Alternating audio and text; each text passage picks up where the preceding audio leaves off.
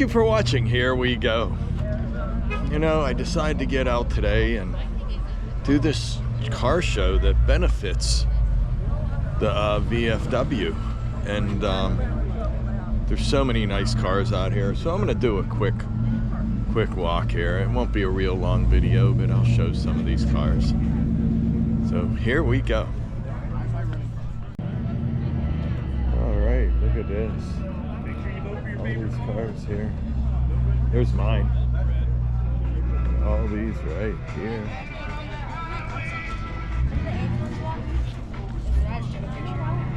Some more right here. Beautiful. All right, check this out. Very cool. Oh, this is a real classic here. Look at the inside, just absolutely beautiful.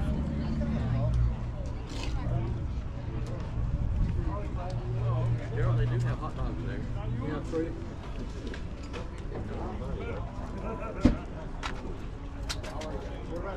We were just looking up our own house on Saturday. All right, there's a big story behind this vehicle right here. And boy, I couldn't believe it. This is all original. Well, he had to restore it because it was all beat up when he got it. But the most important thing are all these numbers right there. And he was able to trace this back to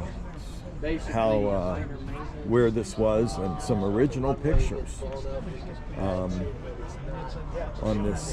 this vehicle. And it's amazing because it's from World War II. All right, so here is these vehicles, but let me show you. This is the one. Here it is here. So the acronym Red Horse is an acronym. He restored it, got it going. There's a picture up here. I'm going to find it real quick. But it was the vehicle itself. And this is how it was. They used to put people on stretchers there. But here it is when he first got it. This was everything right here. And then, alright, so here, when we get back here, this is the vehicle itself. Here it is, and here it is up here. And that's the actual vehicle. He got these pictures of it. And that's what was there. It was a medical vehicle. Very, very cool. And here's his little display here. Really nice. So you've got more weight on it than 1943 Ford GPW. The Marines got this one and they modified it to an ambulance Jeep. There was a Navy surgeon that came up with the idea of having something that would go do island hopping in the Pacific. They knew it was going to be a lot of movement, so he came up with the idea and gave plans to a company called Holden Body Shop in Australia, and they designed it. The first 200 were done over there, and then this is in the second batch, which was modified in Camp Pendleton in San Diego. So, wow. So I left anything that was obvious pertained to the ambulance Jeep. I left at certain holes. These holes right here were part of the structure that held the frame together for the structures. The original hood number that's on the front, yeah, I painted around that. I was able to clean that up and save it. Well, I was just telling everybody, you know, you spent some time telling me a story earlier. Great story, how this used to be an ambulance and yep, would transport all the injured and wounded. And yep. Man, you did just such a good job on this. Thank you, thank you. I was able to find out a lot of that information through groups on Facebook, and I saw a lot of pictures of these ambulances, and I started questioning, hey, I got holes here, I got holes there, I got this, I got that. So I took 5 pictures of my Jeep, put it online, and immediately got guys coming back saying, oh yeah, you definitely have an ambulance Jeep. And so from there, I ended up finding out even more information that this was inside pan, that after or during the war, actually, it was brought back to Hawaii and they were staging it for the main landing on Japan. When Wow. that didn't happen, it just stayed in the 6th Marine Depot storage area in Hawaii, and then the Naval Redistribution Office put an article in the Hawaiian Tribune, or Hawaiian Herald, I'm sorry, in on June 1st, 1946, and my Jeep was in the first column with the hood number and then the matching, or not the matching, but the serial number that matches my frame. Wow. So. Oh, that's amazing. What's your name? Jim Goodwin. Hey, Jim, I really appreciate this story. I really appreciate the talk we had earlier. I was just amazed. I had to pull out my camera and start filming. I appreciate it. Yeah, Thank you're you. welcome. And thank you for serving. Thank you. Oh, I want to show you this. This is so cool. This is all custom built. Look at that inside there. Beautiful.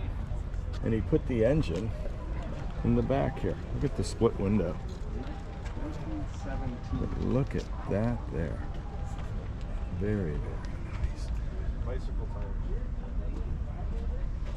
Very cool.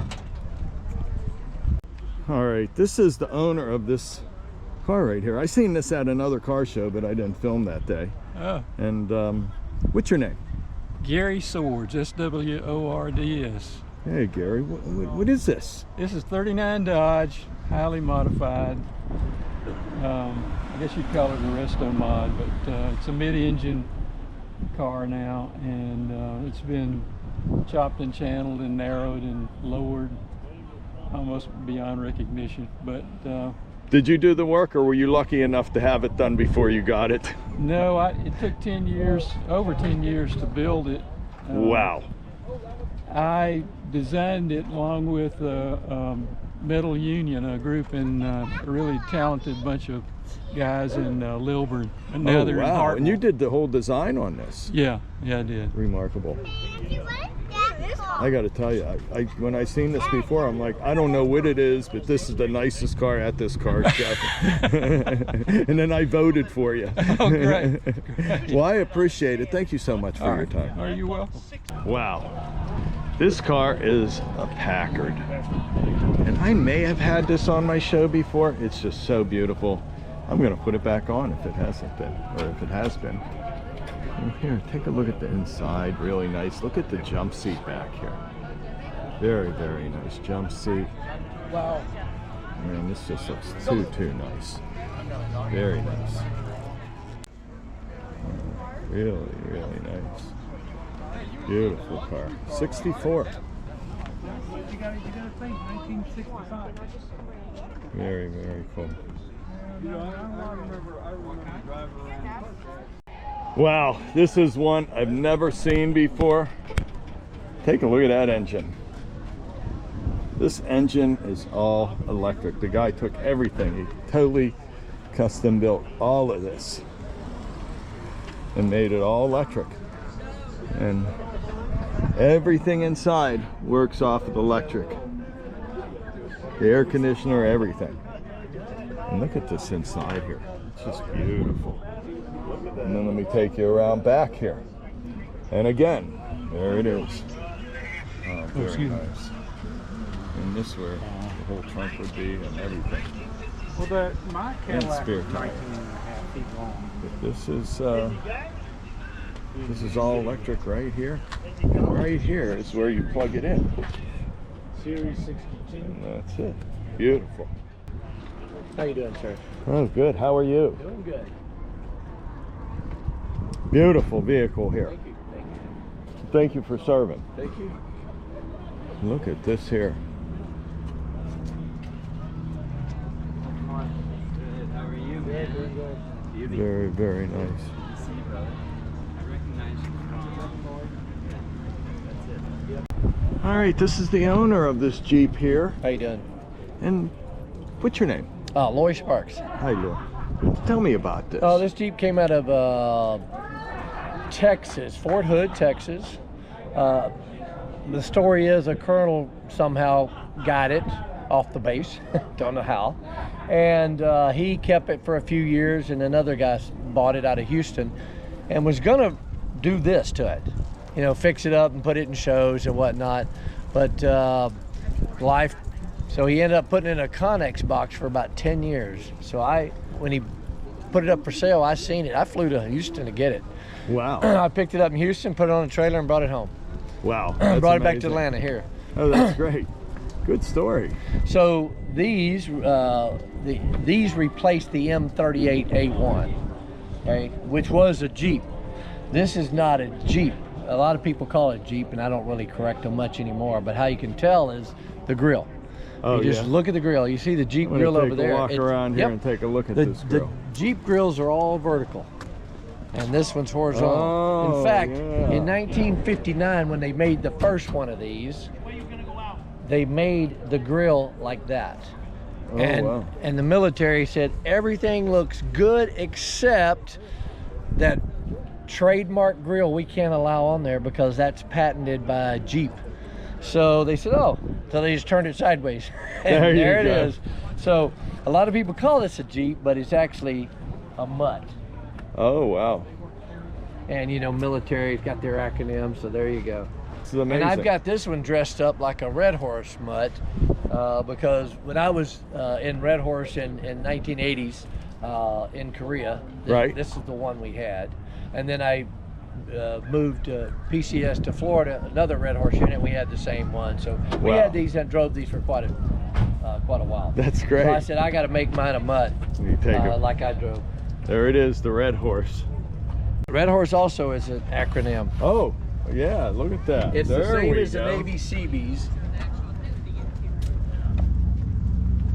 Same Very as the Navy nice. Seabees, but during Vietnam, the Air Force didn't have Red Horse when they first started. So the Army Corps of Engineers was assigned to, before Vietnam, to do runways and heavy construction for the Air Force. But once we went to Vietnam, they said, oh, we're busy. So Wow. the Air Force went, oops, and they Yeah. had to spin up Red Horse pretty quick. That's funny, and that's good. Well, thank you so much. Yes, sir. Yes, sir. Well, I want to thank you for watching. And yeah, this has been a fun show. And if you haven't subscribed to my channel, please do. I'm just going to hang out for a while and take a walk around and say hi to people. Thanks again, and I'll see you next time.